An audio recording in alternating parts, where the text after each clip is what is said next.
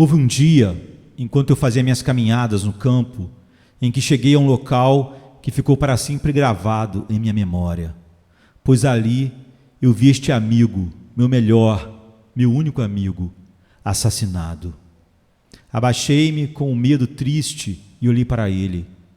Eu vi que suas mãos foram perfuradas com pregos ásperos de ferro e seus pés foram rasgados da mesma maneira. Havia sofrimento em seu semblante morto, tão terrível que mal ousei olhar para ele. Seu corpo estava num estado lamentável. Suas costas estavam vermelhas de flagelos ensanguentados e sua testa tinha um círculo de feridas. Claramente se podia ver que estas foram perfuradas por espinhos. Estremeci, pois conhecia esse amigo muito bem. Ele nunca teve um defeito. Ele era o mais puro dos puros, o mais santo dos santos. Quem poderia tê-lo ferido? Pois ele nunca feriu ninguém. Durante toda a sua vida, ele andou fazendo o bem. Ele curou os enfermos, alimentou os famintos, ressuscitou os mortos. Por qual dessas obras eles o mataram?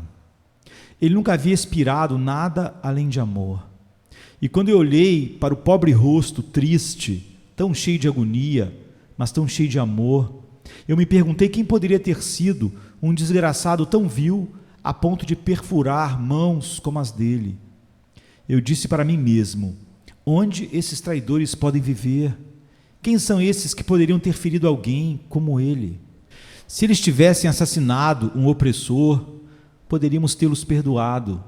Tivessem eles matado alguém que se entregou ao vício ou à vilania, poderia ter sido esse seu destino certo. Se fosse um assassino e um rebelde, ou alguém que tivesse cometido sedição, teríamos dito: enterre seu cadáver, a justiça finalmente deu a ele o que lhe é devido. Mas quando você foi morto, meu melhor, meu único amado, onde os traidores se esconderam? Deixe-me prendê-los e eles serão mortos. Se houver tormentos que eu possa imaginar, certamente eles suportarão todos eles. Oh, que ira, que sede de vingança senti! Se eu pudesse encontrar esses assassinos, o que faria com eles? E quando olhei para aquele cadáver, ouvi passos e me perguntei onde estaria a pessoa. Eu escutei e percebi claramente que o assassino estava por perto. Estava escuro e tateei para encontrá-lo. Mas descobri que, de uma forma ou de outra, onde quer que eu estendesse a mão, não poderia encontrá-lo, pois ele estava mais próximo de mim do que minha mão poderia ir. Por fim, coloquei a mão no peito. Eu te tenho agora, disse eu, pois eis que ele estava em meu próprio coração.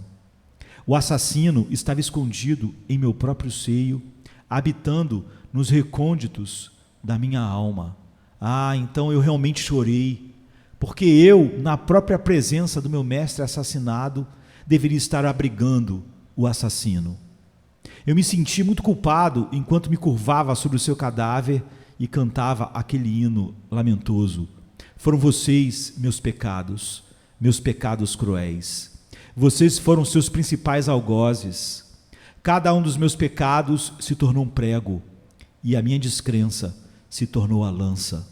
Em meio à turba que perseguiu o Redentor até sua condenação, havia algumas almas graciosas cuja amarga angústia buscava desabafar com lamentos e prantos, música adequada para acompanhar aquela marcha de desgraça.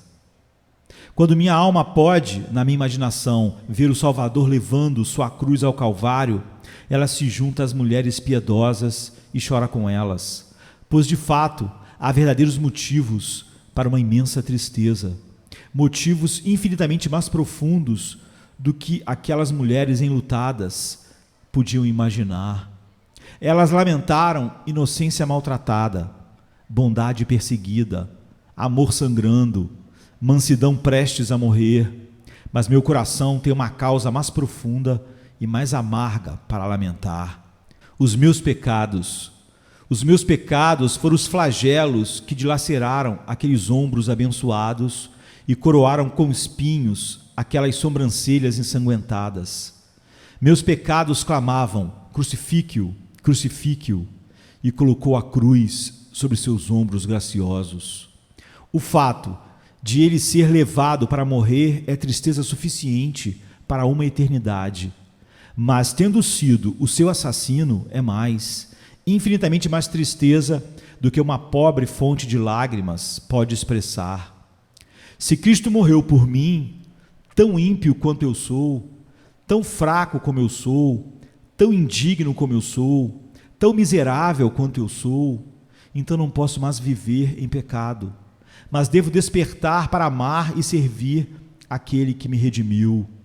Não posso brincar com o mal que matou o meu melhor amigo. Devo ser santo por amor a ele. Como posso viver em pecado quando ele morreu para me salvar?